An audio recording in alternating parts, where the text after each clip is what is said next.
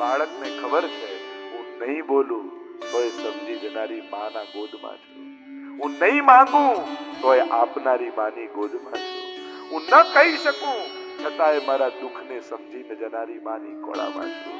એમ જો દરેક વ્યક્તિ એવી માં ભગવાનને માની લે ને તો બધી જ ચિંતાઓમાંથી મુક્ત થઈ જાય. ત્યારે મહાપ્રભુજીની આ વાત સમજમાં આવે કે તથૈવ તસ્ય લીલેતી મત્વા चिंतामृतम चले, वो सब कर देगा, भरोसा रखो.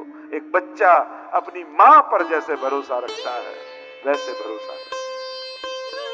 કુમારિકાને ગુરુ બનાવ્યો, એને જોવા માટે છોકરાવાળા આવ્યા તો એને ભોજન માટેની તૈયારીઓ કરવા લાગી. એટલે અંદર જઈને ખાંડણી અનાજ નહોતું તો ખાંડવા લાગી. હવે હાથમાં બંગડી પહેરી લે, ખમ ખમ ખમ ખમ ખમ ખમ અવાજ આવે. એટલે છોકરીને એમ થયું કે આ વાત બહાર જશે તો મહેમાનોને શું થશે કે એમના ઘરમાં અનાજ નથી. એટલે એને બંગડીઓ બંને હાથમાંથી કાઢી નાખી અને એક એક જ બંગડી રાખી એટલે અવાજ આવતો બંધ થઈ ગયો. નાનપણમાં આપણને સ્કૂલમાં શીખવાડતા ને એક અડે એક અને બગડે બે ભેગા થાય એટલે બગડવાનું ચાલુ થઈ ગયું.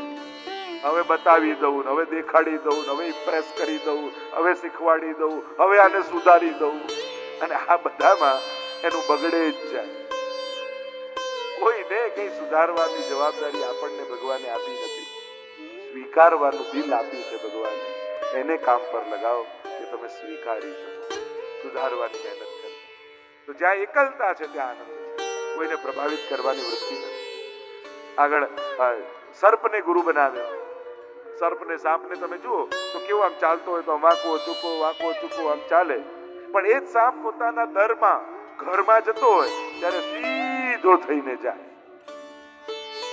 સમજાવું કે સમજી ગયા? બહાર ગમે તેટલા વાંકા ચૂકા ચાલતા હો, ઘરે જાઓ ત્યારે સીધા થઈને જાઓ. એટલે કહેવાનો અર્થ દુનિયાએ આપેલા પદ, પ્રતિષ્ઠા, માન, સન્માન, એવોર્ડ આ બધું માથે રાખીને ઘરે જશો ને તો ઘરનાય નહીં રહો ને બહારનાય નહીં રહો. ઘરે જાઓ ત્યારે ચપ્પલની સાથે દુનિયાએ આપેલા માન સન્માન બહાર કાઢી અને અંદર સ્વજન બનીને જવું તો જ ઘરમાં આનંદ માણી શકો. જો સ્વજન બનીને ઘરમાં ન ગયા તો દુનિયાએ આપેલી પ્રતિષ્ઠા એ સ્વજનો આગળ સ્નેહ મેળવવામાં ચૂકી જશો. કારણ કે જ્યાં જે વસ્તુ મેળવાય છે એ જ મેળવાય. ઘર એ કોઈને પ્રભાવિત કરવાની જગ્યા નથી, એ તો પ્રેમ પ્રાપ્તિની જગ્યા છે, શાંતિ અને આનંદની જગ્યા છે. સન્માનની જગ્યાઓ દુનિયામાં ઘણી છે, ત્યાં મેળવાય. ઘણા લોકો ઘરે ફરિયાદ, બહાર મારું આટલું માન છે ને ઘરમાં તમે ને કે અમે તને ઓળખીએ છીએ એટલા માટે. પેલાને કલાક ભેગા રહેવું છે, અમારે તો 24 કલાક તારી જોડે રહેવાનું છે. મૂળ વાત એ છે કે દુનિયાના આપેલા સન્માનોનો ભાર રાખી માટે ઘરમાં નહીં જવું. ત્યાં તો સ્વજન બનીને જાઓ, પિતા બની, મા બની, પતિ બની, પત્ની બની, સુરત બની, સ્વજન બનીને જાઓ તો જ ઘરનો આનંદ માણી શકશો. આગળ કરોળિયા પાસેથી ગુરુ બનાવ્યા છે કે જાળ ફેલાવે છે, સમય થાય ત્યારે સમેટતા આવડે છે. માણસને ફેલાવતા આવડે છે પણ સમેટતા નથી આવડતું, અને સમેટતા નથી આવડતું એટલે પોતાના જાળમાં પોતે જ ફસાઈ જાય. કારણ કે આપણું મેળવેલું સુખ આપણું આનંદ બનવો જોઈએ, આપણા તો એ જ ટેન્શનનું કારણ બની જાય. આખી મહેનત જિંદગી ભરની સુખી થવા માટે કરી હતી, ફસાવવા માટે નહોતી કરી. એટલે સમય આવે એટલે માણસને નીકળતા આવડવું જોઈએ. એ સંસ્થામાં હો, સમાજમાં હો, કુટુંબમાં હો, જ્યાં જ્યાં પણ હો, તમે જે સ્થાને હો, સમય આવે ત્યારે નવી ચેતનાઓને આગળ કરતા આવડવું જોઈએ. તમે જ પકડી રાખશો, તમે જ એમાં રાખશો તો નવા લોકોને મોકા જ નહીં મળે. હા, નવી ચેતના, નવા વિચારોને અવસર મળે એના માટેના સંજોગો ઉભા થાય, જેથી એમને પણ અનુભવ થાય. આગળ કીટ ભ્રમરને આયે, કીટક ભ્રમરનું ચિંતન કરતા કરતા ભ્રમર બની જાય. જેનું ચિંતન કરશો એવા થઈ જશો. ભગવાન ઉદ્ધવ સંવાદ આવ્યો, ભાગવત ધર્મનું નિરૂપણ કર્યું છે.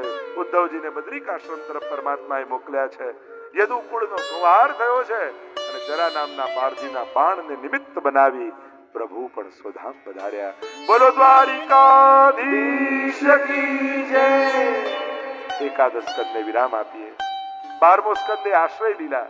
શ્રીનાથજી બાબાનો ઊંચો ઉઠેલો હાથ, અને ઊંચા ઉઠેલા હાથમાં 5 આંગળીઓ, એટલે 5 આશ્રય જીવે કરવાના: કૃષ્ણાશ્રય, નામાશ્રય, ભક્તાશ્રય, ભાગવતાશ્રય, ગુરુ આશ્રય. ભગવાન ઊંચો હાથ કરીને ભક્તોને પોતાના શરણમાં બોલાવે છે. કલિયુગના રાજવંશોનું વર્ણન આવ્યું. કલિયુગમાં કેવો સમય આવશે એ કલિયુગના લક્ષણોનું વર્ણન કર્યું છે કે કેવો સમય આવવાનો. જો કલિયુગનું આ પહેલું ચરણ છે, એવા તો 4 ચરણ કલિયુગના આવવાના. કેવો સંજોગો આવશે, અને એવા સમય બચવાનો એકમાત્ર ઉપાય એ પ્રભુના નામનું કીર્તન છે. પ્રભુના આશ્રય, ભગવદ આશ્રય, એ જ એકમાત્ર ઉપાય લઈ છે. 4 પ્રકારના પ્રલયની ચર્ચા કરી છે. સુખદેવજી કહેવા લાગ્યા, મહારાજ 7 દિવસ પૂરા થવા, કોઈ પણ ક્ષણે તક્ષક આવતો હશે, તને દંશ દેશે, તારું મૃત્યુ થઈ જશે. તું તૈયાર છું? સિદ્ધોસ્મિ અનુગ્રહિતોસ્મિ. ગુરુદેવ, કોણ મરશે? જેનો જન્મ થયો છે, મૃત્યુ તો એનું થવાનું. હું તો અજન્મા છું, હું તો અમર છું, હું તો આનંદ રૂપ છું. મને તો મૃત્યુ સ્પર્શી પણ ન શકે. ગુરુદેવ, આપની કૃપા છે. આપના મુખે ભાગવતનું શ્રવણ કર્યું. રોમ રોમમાં પરમાત્મા રમી રહ્યા છે. કણ કણમાં આપને મળવાનો આનંદ છે. મૃત્યુનો ભય તો ક્યારનો સમાપ્ત થઈ ગયો. ભગવત કૃપાનો અહેસાસ થઈ રહ્યો છે. દૂર ઉભા ઉભા શ્રીનાથજી બાબા, શ્રી કૃષ્ણ બંને હાથ ફેલાવીને મને બોલાવી રહ્યા છે. આવ બેટા, મારી પાસે આવ. અનંત જન્મોનો અંતરાય થયો છે. આ જન્મમાં મોકો મળ્યો છે. તોડી દે આ ઘડાને, અને ઘડો તૂટી જાય તો ઘટાકાશ પટાકાશમાં લય થઈ જાય.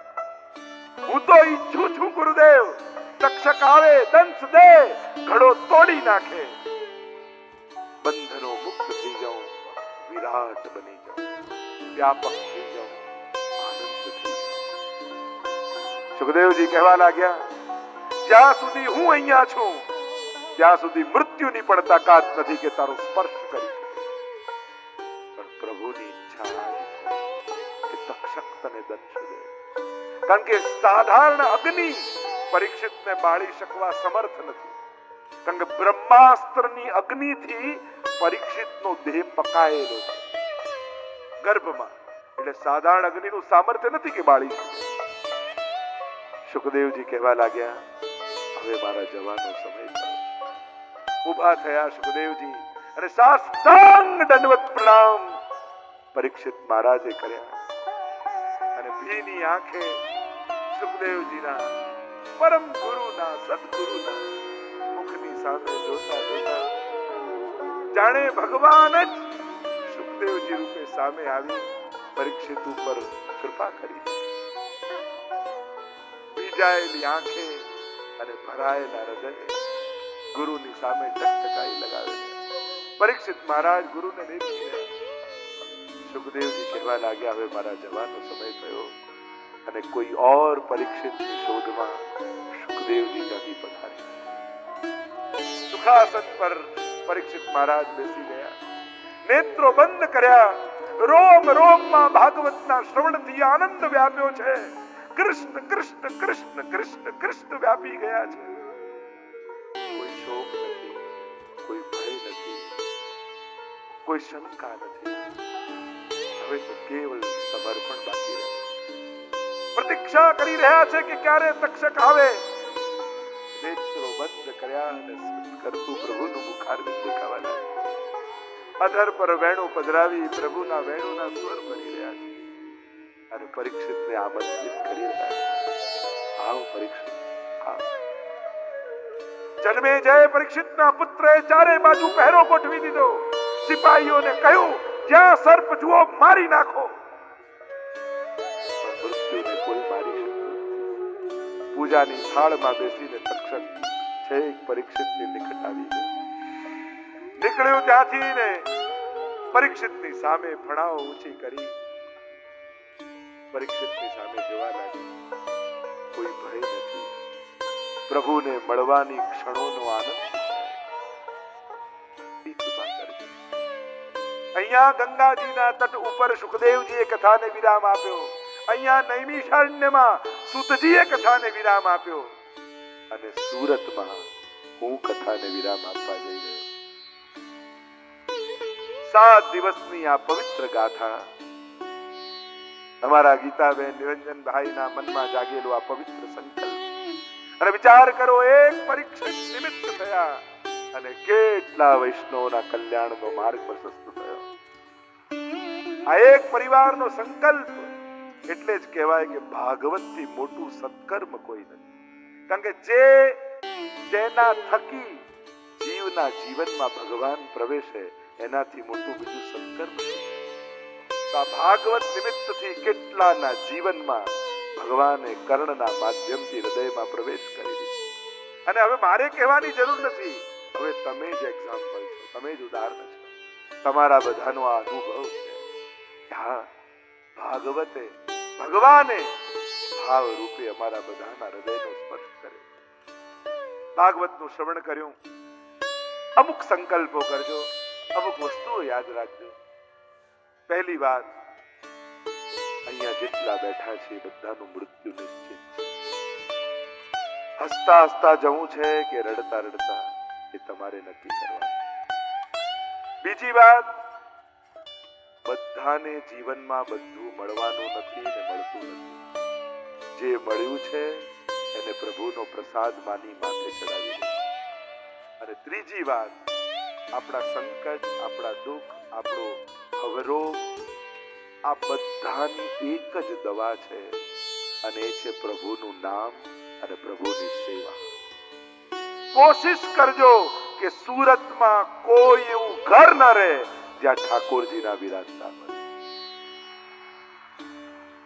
ઘર ઘરમાં પ્રભુ બિરાજે ને ઘર ઘર નંદાલય થાય. આનાથી મોટી બીજી કઈ વાત?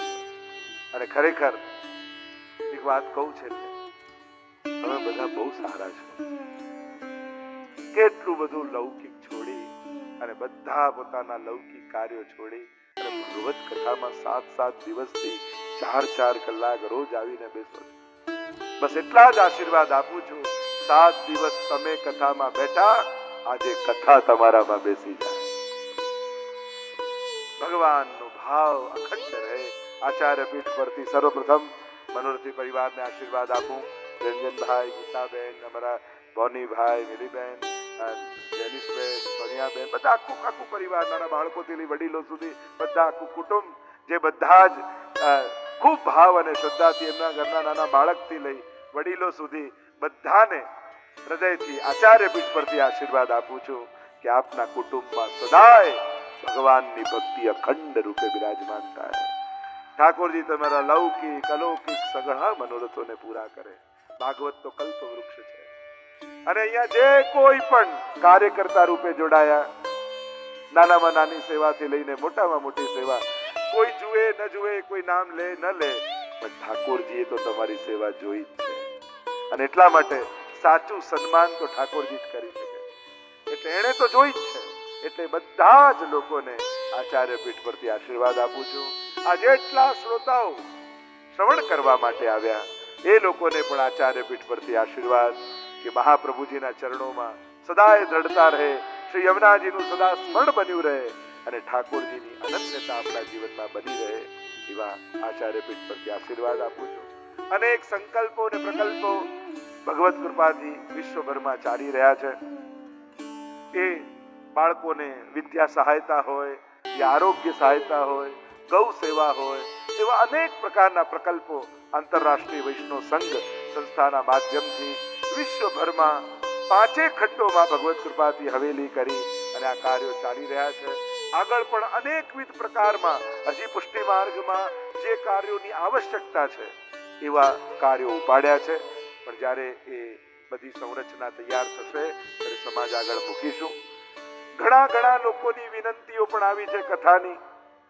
ઘણી લાંબી લિસ્ટ સુરત માટે આવી છે કે કથા થાય, પણ ઠાકોરજી ઈચ્છશે અને જેના નામની ચિઠ્ઠી નીકળશે ઠાકોરજી ઉપાડશે, એના નામની ચિઠ્ઠી નીકળશે.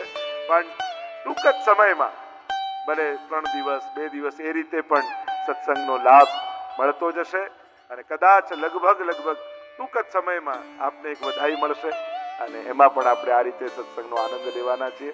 તો પ્રભુની કૃપા અને સુરતવાસીઓ પર તો કેટલી બધી કૃપા. પુષ્ટિ માર્ગના ઇતિહાસને તમે ચકાસો તો છેક પુરુષોત્તમજી જેમણે આટલી આટલી ટીકાઓ લખી એ સુરતની ભૂમિથી લઈ અને શ્રી વ્રજરત્નલાલજી મહારાજશ્રી જેવા આચાર્યોની કૃપા આ ભૂમિને રહેલી છે. તો કેવી પુષ્ટિ માર્ગના કેવા પ્રકાંડ આચાર્યો આ ભૂમિને પ્રાપ્ત થયેલા છે. મહાપ્રભુજી આ ભૂમિ પર બિરાજ્યા છે, શ્રીનાથજી આ ભૂમિ પર બિરાજ્યા છે. તો આ સુરતની ભૂમિને પણ હું અહીંયાથી વંદન કરું છું. કારણ કે આ ભૂમિ અત્યારે ભલે વેપારની નગરી કહેવાતી હોય પણ અમારી દ્રષ્ટિએ તો આ ભક્તિની નગરી છે, સુરતની નગરી. કારણ કે કેવા કેવા કેવા પ્રસંગો આ સુરતની ભૂમિ ઉપર બનેલા છે. તો ખૂબ મારી પ્રસન્નતા, ખૂબ આનંદ અભિવ્યક્ત કરું છું. આખો દલાલ પરિવાર તો ખૂબ એક પારિવારિક ભાવનાથી જ જોડાયેલા છે. શ્રીનાથજીની હવેલીમાં પણ ખૂબ સુંદર હવે દર્શન મનોરથો દ્વારા સદાય ગાજતી રહે છે. અને હવે ભવિષ્યમાં આગળ પણ ગ્રંથોત્સવ જે આપણે તમે લોકોએ ગ્રંથ ભરીને ફોર્મ આપ્યા અને હજી જેના બાકી છે એ શ્રીનાથજીની હવેલીમાં એનો જે દર્શનનો સમય હોય સમય. અને વિશેષ માહિતી માટે જેનિસબેનનો સંપર્ક કરશો કે જેને એમ થાય કે મારે મારા તરફથી ગ્રંથોનું વિતરણ કરાવવું છે તો એ પણ એક બહુ જ પવિત્ર સંકલ્પ છે. આનાથી ઉત્તમ દાન કે આનાથી ઉત્તમ સત્કર્મ બીજું શું હોઈ શકે કે આપણા થકી કોઈના ઘરમાં ભાગવત જેવા ગ્રંથો, ગીતાજી જેવા ગ્રંથો બિરાજે. તો હું ખાસ અપીલ કરીશ મોટા ભાગે આપ બધા જ પોતપોતાની રીતે એમાં જોડાજો જેથી તમારા થકી એ ગ્રંથો પહોંચે. સાથે સાથે પાઠશાળા બાળકોની શરૂ કરવી છે તો એ પાઠશાળા માટે પણ એની સૂચના આપ લોકો સુધી પહોંચાડીશું. ઠાકોરજી પધરાવવાની વ્યવસ્થા કે જેને કોઈ પણ પ્રકારનું અડચણ આવે, ફરવા જાય એના માટે નહીં હો, અડચણ હોય એના માટે કે જેને કોઈ અડચણ છે તો એના ઠાકોરજી એટલા દિવસ ત્યાં હવેલીમાં બિરાજે અને મુખ્યાજી દ્વારા એમની સેવા થાય એવા પ્રકારની વ્યવસ્થા શ્રીનાથજીની હવેલી પૂરી પાડશે. તો એનો પણ આપ લોકો લાભ લઈ શકો છો. આગળ હજી વિચાર છે કે ભાઈઓનો સત્સંગ દર મહિને એક સભા થવી જોઈએ. બહેનોનો તો સુંદર ચાલતો હોય છે પણ ભાઈઓ માટેના ક્લાસીસ તો સુરત વૈષ્ણવ સંઘના નામથી આખું એક સુંદર એક વ્યવસ્થા ઊભી થાય અને એના થકી આ બધી વ્યવસ્થાઓ આગળ ચાલે. તો પ્રભુ સંકલ્પો આપે છે ને એ જ પૂરા કરનારા છે. વિશ્વભરની આ યાત્રા ચાલી રહી છે. આવતા વર્ષે એક વિશાળ આયોજન, આખું એક પૃથ્વી પરિક્રમા મહોત્સવ કરવા જઈ રહ્યા છે. વિશ્વના લગભગ 50 દેશોના શહેરોમાં આ પુષ્ટિ માર્ગની ભવ્ય આયોજનો થવાના છે અને એના થકી ભવિષ્યમાં એક મહાપ્રભુજીના નામની ગર્લ્સ સ્કૂલ બાંધવા જઈ રહ્યા છીએ. તો એ પણ એક પહેલી વાર પુષ્ટિ માર્ગમાં થવા જઈ રહ્યું છે અને એક ઇન્ટરનેશનલ સેન્ટર ભવિષ્યમાં. તો એવા ઘણા બધા સંકલ્પો છે પણ દરેક જ્યારે પણ આવા પુષ્ટિ માર્ગના કાર્યો અમે આ બીડું ઉપાડીએ ત્યારે સુરતના વૈષ્ણવનો સાથ તો અચૂક હોવો જ જોઈએ અને એ આશા રાખું છું. તો ખૂબ પ્રસન્નતા અભિવ્યક્ત કરું છું. ખૂબ ભાવ છે અહીંયા, ખૂબ શ્રદ્ધા છે લોકોમાં અને ખૂબ પોષણ પણ મળેલું છે બધાને.